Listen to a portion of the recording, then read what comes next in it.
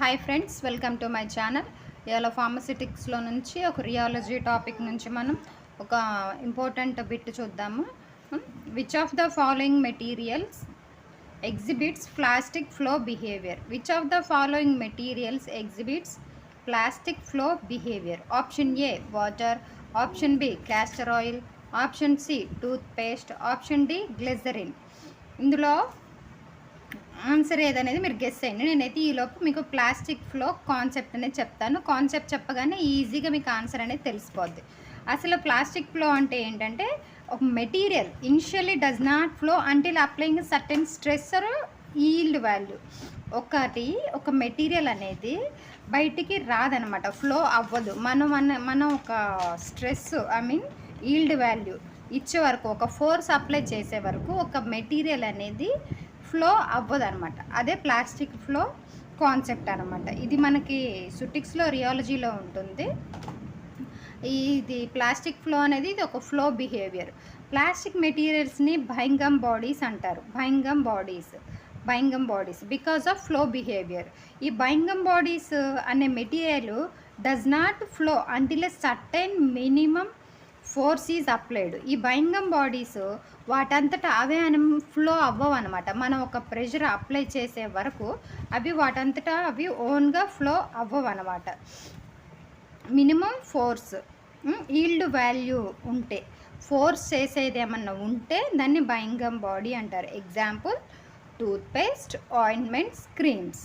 Okay, ఇప్పుడు మీకు answer ఈజీగా అర్థమైపోయి ఉంటుంది. Answer is yes, toothpaste is right answer. Okay, next ఇక్కడ వాటరు, క్యాస్టర్ ఆయిల్, గ్లిజరిన్ ఇచ్చారు మనకి. ఈ water, castor oil, glycerin, alcohol shows Newtonian flow. ఇవి వాటంతట అవి ఎలాంటి ప్రెషర్ అప్లై చేయకుండానే ఫ్లో అయిపోతాయి అన్నమాట. ఈ గ్లిజరిన్, క్యాస్టర్ ఆయిల్ కొంచెం థిక్గా ఉంటాయి. Even though it flows it self without applying any yield value. అయితే ఎగ్జాంపుల్ చెప్తాను. ఇప్పుడు టూత్ పేస్ట్ ఉంటుంది కదండి, మనకి ట్యూబ్ని ప్రెస్ చేసేసరికి పేస్ట్ బయటికి రాదు. అదే ప్లాస్టిక్ ఫ్లో అనమాట. ఇప్పుడు మీకు నేను చూపిస్తాను, చూడండి. ఇదొక టూత్ పేస్ట్, ఇదొక ఆయింట్మెంట్. ఇప్పుడు మనం ఇలా ఫోర్స్ అప్లై చేస్తేనే మనకి పేస్ట్ అనేది బయటకు వస్తుంది అనమాట. ప్రెషర్ అప్లై చేయకుండా దానంతటా అదైతే రాదు. ఇట్లా అప్లై చేస్తేనే మనకి బయటకు వస్తుంది అనమాట. సో ఇది వచ్చేసి మనకి plastic flow behaviour. This is also same. Force apply చేస్తేనే, ఈల్డ్ వాల్యూ అప్లై చేస్తేనే మనకి ఆయింట్మెంట్ బయటకు వచ్చింది.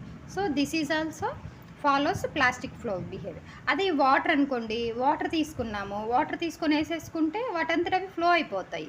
దీనికి ఎలాంటి మనకి ప్లాస్టిక్ ఫ్లో బిహేవియర్ అనేది ఉండదు అనమాట. వాటంతట స్ట్రెస్ ఉండదు, ఎలాంటి ఈల్డ్ వాల్యూ అనేది అవసరం లేదు.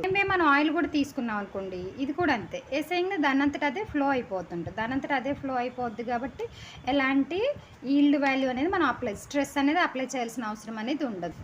ఐ హోప్ మీకు ఈ కాన్సెప్ట్ చాలా క్లియర్గా అర్థమైంది అనుకుంటున్నాను. ఇక మీదట ఇలాంటి క్వశ్చన్స్ వస్తే మీరు వితిన్ సెకండ్స్ కాంపిటేటివ్ ఎగ్జామ్స్లో ఆన్సర్స్ పెట్టేయగలరు అనమాట. ఇంకా మర్చిపోరు ఎప్పటికీను. ఇలాంటి కాన్సెప్ట్ బేస్డ్ వీడియోస్ నేను డైలీ చేస్తుంటాను. మనకి డ్రగ్ ఇన్స్పెక్టర్కి, ఎనీ ఫార్మసిస్ట్ ఎగ్జామ్కి యూజ్ అవుతాయి. నా ఈ ఎఫర్ట్స్ మీకు నచ్చినట్టయితే ప్లీజ్ ఛానల్ని లైక్ చేయండి, షేర్ చేయండి, సబ్స్క్రైబ్ చేయండి. Thank you.